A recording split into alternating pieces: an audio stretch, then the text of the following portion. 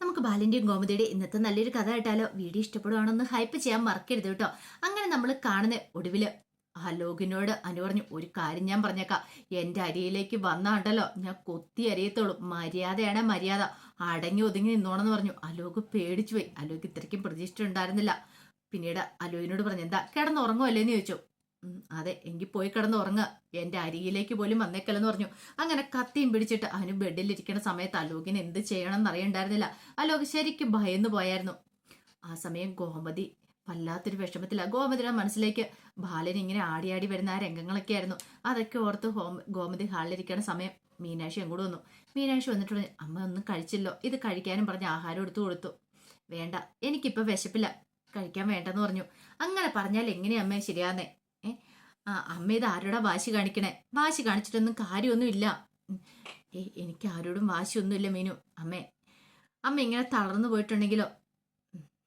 ശരിക്കും പറഞ്ഞാല് ഇപ്പൊ എനിക്കിട്ട് തന്നെ ശിക്ഷ കിട്ടിയതുപോലെ എനിക്ക് തോന്നുന്നേ എന്ന് ഗോമതി പറഞ്ഞു. കുറെ കാലം മുമ്പ് ഞാൻ ബാലേട്ടനോടൊപ്പം ഇറങ്ങിപ്പോന്നു. അന്ന് എൻ്റെ വീട്ടുകാർ എത്രമാത്രം വേദനിച്ചു. ഒരുപക്ഷെ ദൈവം കരുതി വെച്ചായിരിക്കും ഇത് ഇങ്ങനൊരു ശിക്ഷ എന്ന് പറഞ്ഞാൽ എനിക്ക്. ഞാനും അതിന്റെ വേദന അനുഭവിക്കണമല്ലോ. അമ്മ എന്താ ഇറങ്ങി പോന്നിട്ടുണ്ടെങ്കിൽ അമ്മയ്ക്ക് നല്ലൊരു ജീവിതമല്ല അച്ഛൻ തന്നേ. പക്ഷെ അനുവിന്റെ കാര്യം അങ്ങനെയാണോ? നിങ്ങളുടെ ഇടയിൽ പരസ്പരം സ്നേഹിച്ച് ഇറങ്ങി പോന്നവരാ. പക്ഷെ അനുവിന് അങ്ങനെയല്ല. അലോകിന്റെ സ്വഭാവത്തെ കുറിച്ച് നന്നായിട്ട് അറിയാലോ. ഇനിയിപ്പോ എന്ത് കാണിച്ചിട്ടാണ് അലോകിന്റെ ഒപ്പം അവള് പോയേക്കെന്നും അറിയത്തില്ല. അതാ ഞാൻ പറഞ്ഞത്, നിങ്ങളുടെ ജീവിതം അവരുടെ ജീവിതം തമ്മിൽ കമ്പയർ ചെയ്യില്ലെന്ന്. കോമതി പറഞ്ഞു, അതെന്തേലും ആയിക്കോട്ടെ, ഇനിയിപ്പോ ഞാൻ അതിനെക്കുറിച്ച് ചിന്തിക്കുന്ന പോലുമില്ല. അമ്മ അവളോട് ക്ഷമിക്കണം. അവൾ പാവം അമ്മേ, അവൾ അങ്ങനെയൊന്നും ചെയ്യത്തില്ല. എന്തോ ഒരു കാരണമുണ്ട്. ദേ, ഒരു കാര്യം ഞാൻ പറഞ്ഞേക്കാം മീനു, ഇനി അവളോട് ജന്മത്തെ ഞാൻ ക്ഷമിക്കുമെന്ന് തോന്നുന്നുണ്ടോ? ഒരിക്കലും ഇല്ല, എനിക്ക് ക്ഷമിക്കാൻ പറ്റില്ല. ഇപ്പോഴത്തെ ഈ വാശിയിൽ ഇതൊക്കെ പറയണതാ. എല്ലാം നേരെയാവും, എനിക്കറിയാം. അമ്മയ്ക്ക് അങ്ങനെ അതേ നാളൊന്നും അനുവിനോട് മിണ്ടാതിരിക്കാൻ സാധിക്കില്ല എന്ന്. അമ്മ ധൈര്യമായിട്ടിരിക്കുക. അങ്ങനെയൊക്കെ പറഞ്ഞ് ഗോമതിയെ സമാധാനിപ്പിക്കാൻ ശ്രമിച്ചാലും ഗോമതിക്ക് നല്ല ടെൻഷനായിരുന്നു. ഒടുവിൽ ഗോമതി പറഞ്ഞ്, എനിക്ക് തനിച്ചൊന്നിരിക്കണം. അത് കേട്ട് കഴിഞ്ഞപ്പോൾ പിന്നെ കൂടുതലൊന്നും പറയാനായിട്ട് പോയില്ല. മീനാക്ഷി എഴുന്നേറ്റ് പോയി. കാരണം ഗോമതി തനിച്ചിരുന്ന് കഴിയുമ്പോഴത്തേനും ചിലപ്പോൾ മനസ്സിനൊരു സമാധാനമൊക്കെ തോന്നിയാലോ എന്നൊക്കെ ഒരു ചിന്തയായിരുന്നു. ഈ സമയത്ത് ആര്യ മുറിയിൽ ഇങ്ങനെ ആലോചിക്കുകയാണ് ബാലിനെ കുറിച്ചുള്ള കാര്യങ്ങളൊക്കെ. മിത്ര ഒരു ഗ്ലാസ് വെള്ളം എല്ലാം കൊണ്ട് കൊടുത്തിട്ട് പറഞ്ഞു, ഇത് കുടിക്കാരിയ. ആരെന്നെ എന്താ ആലോചിച്ചോണ്ടിരിക്കുന്നേ? ആര്യം പറഞ്ഞു, എനിക്ക് സഹിക്കാൻ പറ്റുന്നില്ല മിത്ര, നിനക്കറിയാലോ. അച്ഛനെ ഞാൻ മദ്യപിച്ച് കണ്ടിട്ടുണ്ട് ഇതിനു മുമ്പ്. പക്ഷേങ്കിൽ അച്ഛന് സന്തോഷം വരുമ്പോഴാണ്. സങ്കടം വരുമ്പോൾ ഇന്ന് വരെ മദ്യപിച്ച് ഞാൻ കണ്ടിട്ടില്ല. അത് മാത്രമാണോ? അച്ഛൻ്റെ വരവ് അതെന്റെ നെഞ്ച് തകർത്തോണ്ടാ. അച്ഛൻ ഇങ്ങനെയൊക്കെ ചെയ്യുന്ന ഞാനും പ്രതീക്ഷിച്ച കാര്യമില്ല. അച്ഛന് സന്തോഷം വരുമ്പോൾ അച്ഛൻ നേരത്തെ മദ്യപിക്കാറുണ്ടായിരുന്നെങ്കിലും പിന്നീട് അച്ഛൻ അത് മാറ്റി. അങ്ങനെയൊന്നും അച്ഛൻ ചെയ്യാറുമില്ലായിരുന്നു. ഇപ്പൊ തന്നെ കണ്ടില്ലേ, അച്ഛൻ്റെ മനസ്സ് തകർന്നു പോയതുകൊണ്ടാ അനുവിന് എങ്ങനെ തോന്നി ഇങ്ങനെയൊക്കെ ചെയ്യാനായിട്ട്. മിത്ര പറഞ്ഞു, ഇനിയിപ്പോൾ അതൊന്നും ഓർത്ത് സങ്കടപ്പെട്ടോ കളഞ്ഞിട്ടോ കാര്യമില്ല ആര്യ. മിത്ര, നിനക്കറിയാവോ, മുമ്പ് അച്ഛൻ നടക്കാൻ പോയിട്ട് വരുമ്പോൾ പലഹാരം വാങ്ങിക്കൊണ്ട് വരും. അനുവിന് വേണ്ടി സ്പെഷ്യൽ ആയിരിക്കും. കാരണം ഒറ്റ മോളാണെന്നും പറഞ്ഞുകൊണ്ട് ആ ഒരു രീതിയിലായിരിക്കും അവളെ കെയർ ചെയ്യുന്നത്. ആ ഒരു രീതിയിൽ അവൾക്ക് വാങ്ങിച്ചുകൊണ്ട് കൊടുക്കുന്നതുകൊണ്ട് അവൾക്കും അച്ഛനോട് ഭയങ്കര സ്നേഹമായിരുന്നു. കടയിൽ നിന്ന് വൈകുന്നേരം വന്നു കഴിയുമ്പോൾ കണക്കുകളും കാര്യങ്ങളൊക്കെ അവളാണ് എഴുതുന്നത്. അപ്പം അതിനു വേണ്ടി പ്രത്യേക ടിപ്സും കാര്യങ്ങളും അച്ഛൻ കൊടുക്കുമായിരുന്നു. അത്രയ്ക്ക് സ്നേഹത്തോടെ മുന്നോട്ട് പോയിക്കൊണ്ടിരുന്നേ. പക്ഷെ ഇപ്പൊ കണ്ടില്ലേ, എല്ലാം ഒരു നിമിഷം കൊണ്ട് തകടം മറിച്ചില്ലേ. അവൾ നമ്മളെ ആരെക്കുറിച്ചും ചിന്തിക്കാതെ ഇറങ്ങിപ്പോയില്ലേ. അത് പിന്നെ ഇതിന്റെ പിന്നിൽ എന്തോ ഒരു കാര്യമുണ്ടെന്ന് എനിക്ക് തോന്നുന്നുണ്ടായിരിക. കാര്യമോ? അതെ, അതിനോട് സ്വന്തമായിട്ട് ഇങ്ങനെ തീരുമാനം എടുക്കാൻ പറ്റുമെന്ന് തോന്നുന്നില്ല. ഇതിന്റെ പിന്നിൽ എന്തോ ഒരു ചതി നടന്നിട്ടുണ്ട്. ആ ചതി എന്താ നമ്മൾ കണ്ടെത്തണം എന്ന് പറഞ്ഞു. അല്ല മിത്രേ, എങ്ങനെ കണ്ടെത്താനായിട്ടാ? അതെ, ആ ലോക ചതിച്ചതായിരിക്കും. അങ്ങനെയാണ് നീ നോക്കിയോ മിത്രേ, ആ ലോക അനുവിനെ ട്രാപ്പിലാക്കി കാണും. ട്രാപ്പിലാക്കിയിട്ടുണ്ട്. അവനെ ഞാൻ വെറുതെ വിടത്തില്ല. പക്ഷെ അതെങ്ങനെയാണെന്ന് അറിയാൻ സാധിക്കുക? അത് ഞാൻ കണ്ടുപിടിച്ചോളാം. നിന്നെ കൊണ്ട് സാധിക്കുമോ? ഉറപ്പായിട്ടും എന്നെ കൊണ്ട് സാധിക്കും. ആ ലോക അനുവിനെ ട്രാപ്പിലാക്കിയതാണെങ്കിൽ നമ്മൾ ഉറപ്പായിട്ടും പണി കൊടുക്കും. അങ്ങനെയൊക്കെ പറഞ്ഞ ആരിനെ ആശ്വസിപ്പിക്കുവാണ് മിത്ര. ആ സമയത്ത് മീനാക്ഷി മുറി ടെൻഷൻ അടിച്ചിരിക്കുമ്പോഴത്തേനും ആനന്ദ് വരുന്നേ. ആനന്ദിനെ കണ്ടു കഴിഞ്ഞപ്പോഴത്തേനും മീനാക്ഷിയല്ല, ശ്രീദേവി മുറി ടെൻഷൻ അടിച്ചിരിക്കുന്ന സമയത്താണ് ആനന്ദ് വരുന്നത്. ആനന്ദിനെ കണ്ടു കഴിഞ്ഞപ്പോഴത്തേനും ശ്രീദേവി എന്നിട്ട് പറഞ്ഞു, ശരിക്കും ബാലച്ചന് സഹിക്കാൻ പറ്റിയിട്ടില്ല. എങ്ങനെ ചതിക്കാൻ പറ്റും? എങ്ങനെ സഹിക്കാൻ പറ്റും ഈ ചതികളും കാര്യങ്ങളൊക്കെ? അതുപോലത്തെ വലിയ ചതിയല്ലേ അനു ചെയ്ത്. അനു ഒരിക്കലും അത് ചെയ്യാൻ പാടില്ലായിരുന്നു. അത് കേട്ടപ്പോൾ ആനന്ദ് പറഞ്ഞു, എടി, ഈ ചതിയല്ലേ എവിടുന്ന് ആരടി തുടങ്ങി വെച്ചേ? നീയാണ്. നീ ഈ കുടുംബത്തിലേക്ക് വന്നതിന് ശേഷം ഇതൊക്കെ സംഭവിച്ചേ. നീ ഒന്ന് ചിന്തിച്ചു നോക്കിയേ. നീയാണ് ചതിയുമായിട്ട് ആദ്യ കുടുംബത്തിലേക്ക് വന്നേ. എന്നിട്ട് നിനക്ക് ഇതൊക്കെ പറയാനായിട്ട് എന്ത് യോഗ്യതയാണുള്ളേ? എല്ലാത്തിനും കാരണക്കാരി നീ ഒറ്റയൊരുത്തിയാ. ഈ വിവാഹം മുടങ്ങിയിട്ടുണ്ടെങ്കിൽ നിനക്ക് വീട്ടിലേക്ക് തിരികെ പോകണ്ടെന്ന് നീ വിചാരിക്കുന്നുണ്ടായിരിക്കുമല്ലേ? വെറുതെയാ. നാളെ നേരം വെളുത്ത് കഴിയുമ്പോൾ തന്നെ ഇവിടുന്ന് വിട്ടോണം. നിന്നെ ഈ പരിസരത്ത് പോലും കണ്ടേക്കരുത്. അതെന്താ ഞാന് വേണ്ട കൂടുതലൊന്നും പറയണ്ട. പിന്നെ പോകുന്നതിന് മുമ്പ് നീ പോകുന്നതിന്റെ കാരണം കൂടെ പറഞ്ഞിട്ട് വേണം ഇവിടുന്ന് ഇറങ്ങാനായിട്ട്. എന്തുകൊണ്ടാണ് നീ പോകുന്നതെന്ന് എല്ലാരും അറിയട്ടെ.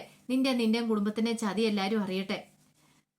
ഇത്രയും നാൾ നീ ഇവിടെ സുഖിച്ചു കഴിഞ്ഞില്ലേ? ഇനി ആ സുഖം കൂടി ഇല്ലാതാക്കിയാലടി. നിന്റെ വീട്ടിൽ പോയി നീ നിൽക്ക്. എന്റെ കുടുംബത്തിന്റെ ഇപ്പോഴത്തെ അവസ്ഥയുണ്ടല്ലോ, അതൊന്നും നിനക്ക് പറഞ്ഞാൽ മനസ്സിലാവത്തില്ല.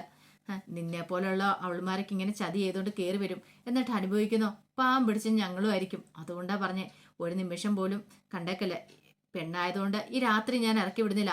പക്ഷെ നാളെ നേരം വെളുത്ത് കഴിയും പോയിക്കോണം എന്നൊക്കെ പറഞ്ഞ് അന്ത്യശാസനം കൊടുക്കുന്നുണ്ട് ശ്രീദേവിക്ക്. ആനന്ദ് ശ്രീദേവിക്ക് നല്ല ടെൻഷനായി. എന്ത് ചെയ്യാൻ പറ്റും? എന്തേലും പറയാൻ പറ്റുമോ? ഒന്നും പറയാൻ പറ്റില്ല. താൻ ചതി ചെയ്ത് എങ്ങോട്ട് കയറി വന്നേ. അപ്പൊ ആനന്ദേട്ടൻ പറയുമ്പോൾ കേൾക്കാനോ നിവൃത്തി ഉണ്ടായിരുന്നുള്ളൂ ശ്രീദേവിക്ക്. ഇതേ സമയത്ത് ധർമ്മൻ സുകന്യയോട് പറഞ്ഞു, സുകന്യ സത്യം പറയണം, അവൾ ഇവിടുന്ന് പോയതുമായിട്ട് ബന്ധപ്പെട്ട് നിനക്ക് എന്തേലും മനസ്സറിവുണ്ടോ? നീ അതിന് എന്തെങ്കിലും ഒത്താശ ചെയ്ത് കൊടുത്തിട്ടുണ്ടോ? പെട്ടെന്ന് സുകന്യ ചാടി എഴുന്നേറ്റു. എന്നിട്ട് പറഞ്ഞു, എന്തൊക്കെയാ ധർമ്മേട്ടെ പറയണേ? എനിക്ക് അങ്ങനെ ഓരോരുത്തർ ബന്ധവും ഇല്ല. ഈ പറയുന്ന അലോക് എന്റെ ഫോണിലേക്ക് വിളിച്ചിട്ടുണ്ടായിരുന്നു, അവളോട് സംസാരിക്കണം എന്നൊക്കെ പറഞ്ഞു. പക്ഷെ എങ്കിൽ എന്താ സംസാരിച്ചെന്ന് ഞാൻ ശ്രദ്ധിച്ചില്ല. അവള് ഇവിടുന്ന് പോകുന്നതൊന്നും എനിക്ക് അറിയത്തുണ്ടായിരുന്നില്ല. അവളിങ്ങനെ പോകുന്നത് ഞാൻ സ്വപ്നത്തിൽ പോലും കരുതിയതുമില്ല. അപ്പം നിനക്ക് ഞങ്ങളോട് പറയാൻ മേലായിരുന്നോ അവൻ നിന്റെ ഫോണിലേക്ക് വിളിച്ച കാര്യങ്ങളൊക്കെ? അത് പിന്നെ ധർമ്മേട്ട കല്യാണ വീടല്ലേ, ഒരച്ചപ്പാടും ബേളും ഉണ്ടാവില്ലെന്ന് കരുതിയിട്ടാ ഒന്നും പറയാതിരുന്നേ. എന്നാൽ അവൾ ഇങ്ങനെ ഒരു ചതി ചെയ്യുന്ന ഒരിക്കലും പ്രതീക്ഷിച്ചില്ല. അവളുടെ സമ്മതത്തോടു കൂടിയിട്ടാണ് ഈ വിവാഹം നടന്നിരിക്കുന്നേ. കാര്യം പറഞ്ഞ് ഞാൻ നേരത്തെ ധർമ്മ എന്നോട് ചില കള്ളത്തരങ്ങളൊക്കെ പറഞ്ഞിട്ടുണ്ട്. പക്ഷെ ഇത് അതുപോലെയല്ല. എല്ലാരെയും അവള് പറ്റിക്കുമായിരുന്നു. ആ ലോകനോട് ഇഷ്ടമില്ലെന്ന് അവള് വരുത്തി തീർത്തു. എന്നിട്ട് അവൾ ഇറങ്ങിപ്പോയി. എടി സുകന്യെ, ഒരിക്കലും അനു അങ്ങനെ ഇറങ്ങിപ്പോന്ന് എനിക്ക് തോന്നുന്നില്ല. അയ്യോ ധർമ്മേട്ട, ഞാൻ സത്യമായിട്ടുള്ള കാര്യം പറയണത്. അവൾ എല്ലാവരെയും ചതിച്ചിട്ടാ പോയത്. ഞാൻ ഒരിക്കലും പ്രതീക്ഷിച്ചിട്ടുണ്ടായിരുന്നില്ല അവൾ ഇങ്ങനെ ഒരു ചതി ചെയ്യുമെന്ന്. കാര്യം പറഞ്ഞിട്ടുണ്ടെങ്കിൽ ഞാൻ കൃഷ്ണമംഗലങ്ങാരുടെ ഒപ്പം നിന്നിട്ടുണ്ട്. പക്ഷെ ഈ കാര്യത്തിൽ എനിക്ക് യാതൊരുവിധ മനസ്സറിവില്ല.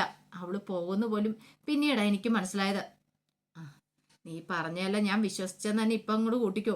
പക്ഷെ ഒരു കാര്യമുണ്ട്, പിന്നീട് എങ്ങാനും ഇങ്ങനെയല്ല സത്യങ്ങളൊക്കെ പുറത്തു വരുന്നെങ്കിൽ നീ എൻ്റെ കൂടെ ജീവിതത്തിൽ പിന്നെ ഉണ്ടാകത്തില്ല. അല്ലെങ്കിലും നീ ഇങ്ങോട്ട് കയറി വന്നതിന് ശേഷം ഈ കുടുംബത്തിൽ ഓരോ ദിവസം ഓരോരോ പ്രശ്നങ്ങൾ ഉണ്ടായിക്കൊണ്ടിരിക്കുന്നത്. ഒരു സ്വസ്ഥത സമാധാനം എന്തെന്ന് ഞാൻ അറിഞ്ഞിട്ടില്ല. ഇനിയും ഉണ്ടല്ലോ, ഇനി അങ്ങനെ തന്നെ മുന്നോട്ട് പോകാനാ പ്ലാനെങ്കിൽ പിന്നെ എനിക്കും ചില തീരുമാനങ്ങൾ എടുക്കേണ്ടി വരും. അതും പറഞ്ഞ് ധർമ്മൻ ദേഷ്യപ്പെട്ട് ഇറങ്ങിപ്പോയി. പിറ്റേ ദിവസം രാവിലെ ആയി കഴിഞ്ഞപ്പോൾ ഗോമതി ആശ്വസിപ്പിക്കുകയാണ് മീനാക്ഷി. പോട്ടമ്മ, അമ്മ ഇന്നലെ തൊട്ട് ഇങ്ങനെ കരഞ്ഞുകൊണ്ടിരിക്കുന്നല്ലേ, ഇനിയിപ്പോൾ അതിനെക്കുറിച്ച് ആലോചിച്ചൊന്നിട്ടും കാര്യമില്ല. ആ സമയം ശ്രീദേവിയെ വിളിച്ചോണ്ട് ആനന്ദ് അങ്ങോട്ടേക്ക് വന്നിട്ട് പറഞ്ഞു, ദേ അമ്മ ഇരിക്കുന്നു, പോയി പറഞ്ഞിട്ട് എത്രയും പെട്ടെന്ന് ബാഗ് കൊടുത്ത് സ്ഥലം വിടാൻ നോക്ക്. ആനന്ദേട്ടാ, ഞാൻ കൂടുതൽ ഇങ്ങോട്ടേക്ക് പറയണ്ട, പോയി പറഞ്ഞിട്ട് പോകാൻ നോക്കടി. നിന്റെ ബാഗ് കൊടുത്തോണ്ട് സ്ഥലം വിട്ടോളാം, ഇവിടെ നിന്നെ കണ്ടേക്കല്ലെന്ന് പറഞ്ഞു. ഒടുവില്ല ശ്രീദേവി ഗോമതി അടുത്തേക്ക് വന്നു. ഗോമതി എടുത്തിട്ട് എന്നിട്ട് പറഞ്ഞു, അമ്മേ എനിക്കൊരു കാര്യം പറയാണ്ട്. എന്ത് കാര്യം? ഇത്ര സമയമായിട്ട് ഇവിടെ മീനാക്ഷി എൻ്റെ അടുത്തിരുന്ന് പറഞ്ഞുകൊണ്ടിരിക്കുക. നിനക്കും ആ കാര്യം തന്നെയായിരിക്കും പറയാനുള്ളതല്ലേ, അനുവിൻ്റെ കാര്യം. അമ്മ അത് പിന്നെ ഞാൻ അതല്ല, കൂടുതലൊന്നും പറയണ്ട. ഏതാണെങ്കിലും എനിക്കറിയാം അവസാനം അനുവില ചെന്നെത്തുള്ളെന്ന്. അനുവിനോട് ഞാൻ ക്ഷമിക്കണമല്ലേ? അത് ഈ ജന്മത്തിൽ ഉണ്ടാകത്തില്ല. പിന്നെ സാരമില്ല, പോട്ടെ എന്നൊക്കെ പറഞ്ഞ് സമാധാനിപ്പിക്കാനല്ലേ വന്നിരിക്കുന്നേ. അതൊന്നും നടക്കുന്ന കാര്യമില്ല. ദൈവത്തെ ഓർത്ത് നിങ്ങൾ എന്നെ ഒന്ന് തനിച്ചു വിട്, ഞാൻ കുറച്ച് സ്വസ്ഥതയുടെ സമാധാനത്തോടെ ഇരുന്നോട്ടെ. ആനന്ദിന് മനസ്സിലായി, ഇപ്പോഴെങ്ങാനും ശ്രീദേവി ഇനി ഈ കാര്യം പറഞ്ഞിട്ടുണ്ടെങ്കിൽ അത് അമ്മയ്ക്ക് സഹിക്കാനും താങ്ങാനും പറ്റുന്നതിൽ അപ്പുറമായിരിക്കും. ഈ സമയത്ത് ഒരു ഷോക്ക് കൂടെ അത് അമ്മയ്ക്ക് ഒട്ടും ഉൾക്കൊള്ളാനായിട്ട് സാധിക്കുന്ന കാര്യമല്ല. വല്ലാത്തൊരു ടെൻഷനായി പോയി ആനന്ദിന്. അപ്പോഴേക്കും ബാലൻ അങ്ങോട്ട് ഇറങ്ങി വന്നു. കടയിൽ പോകാനുള്ള ബാഗൊക്കെ എടുത്തോണ്ട്. ധർമ്മം വന്നിട്ട് ചോദിച്ചു, അല്ല ബാലേട്ടൻ ഇത് എങ്ങോട്ടാ? പിന്നെ കടയിലേക്ക് പോകണ്ടേ? കോമതി പറഞ്ഞു, ബാലേട്ട ഇന്ന് പോകേണ്ട കാര്യമുണ്ടോ? പിന്നെ എന്റെ സ്വന്തം മോളെ ചതിച്ചിട്ട് പോയി അവിടെ നല്ല സുഖമായിട്ട് കൃഷ്ണമംഗലത്ത് ജീവിക്കുന്നു. ഞാനിവിടെ കരഞ്ഞ് നിലവിളിച്ച് കടയിൽ പോകാതെ എന്നിട്ട് ഒരു കാര്യമുണ്ടോ? ഒരു കാര്യമില്ല. അതും പറഞ്ഞ് ബാലൻ അങ്ങോട്ട് ഇറങ്ങിപ്പോയി കഴിഞ്ഞപ്പോൾ കോമതിക്കൊക്കെ ഭയങ്കര വിഷമായി. പറഞ്ഞിട്ട് കാര്യമൊന്നുമില്ലല്ലോ, ഇനി എത്ര പറഞ്ഞാലും ബാലേട്ട തലയിലേക്ക് കയറാനും പോകുന്നില്ല. ഈ സമയം മീനാക്ഷി വന്നിട്ട് ശ്രീദേവി പറഞ്ഞു, ദേവിയെടുത്ത് അമ്മേൻ്റെ അടുത്ത് ഉണ്ടായിരിക്കണം, ഒരു കാരണവശാലും അമ്മേനെ തനിച്ചിരിക്കാൻ സമ്മതിക്കില്ലെന്ന് പറഞ്ഞു. അതിനുശേഷം മീനാക്ഷി പുറത്തേക്ക് ഇറങ്ങി പോവാണ്. പിന്നീട് ധർമ്മനെ വിളിച്ചിട്ട് പറഞ്ഞു, മാമ എനിക്ക് വേണ്ടി ഒരു ഉപകാരം ചെയ്യണമെന്ന് പറഞ്ഞു. എന്ത്? മാമ കൃഷ്ണമംഗലത്തേക്കൊന്ന് പോകണം. കൃഷ്ണമംഗലത്തേക്കോ? ഒരു കാരണവശാലും ഇല്ല. ഞാനിനി ആ വീട്ടിൽ കാല് കുത്തത്ത് പോലും ഇല്ല. മാമ അതല്ല, അവിടെ പോയി ഒരാളെ കാണണം. അലോകിനെയാണോ? അവനെ കണ്ട അവന്റെ കർണത്തിനിട്ട് 4 കൊടുക്കാനാണോ? അതൊന്നുമല്ല. അനുവിനെ കാണണം. അനുവിനെയും കൂട്ടി കൃഷ്ണന്റെ അമ്പലത്തിലേക്ക് വരണമെന്ന് പറഞ്ഞു. അവളെയും കൂട്ടി വരാനോ? എന്തിന്? അതൊക്കെ ഉണ്ട് വരണം. ചില കാര്യങ്ങളൊക്കെ എനിക്ക് അവളോട് ചോദിച്ചറിയാനുണ്ട് എന്ന് മീനാക്ഷി പറഞ്ഞു. മീനാക്ഷി രണ്ടും കൽപ്പിച്ചായിരുന്നു. അനു എന്തുകൊണ്ടാണ് അങ്ങനെ പോയെന്ന് അറിയണമല്ലോ, അതിന് വേണ്ടിയിട്ട്. അപ്പൊ അതിന്റെ കഥകളൊക്കെ എന്ന് കാണുന്നത്. ഇതിന്റെ ബാക്കി കഥകളുമായിട്ട് വൈകുന്നേരത്തെ പ്രമോയി വരാട്ടോ. ഒരിക്കൽ കൂടി എല്ലാവർക്കും ശുഭദിനം നേർന്നുകൊണ്ട് നിർത്തുന്നു.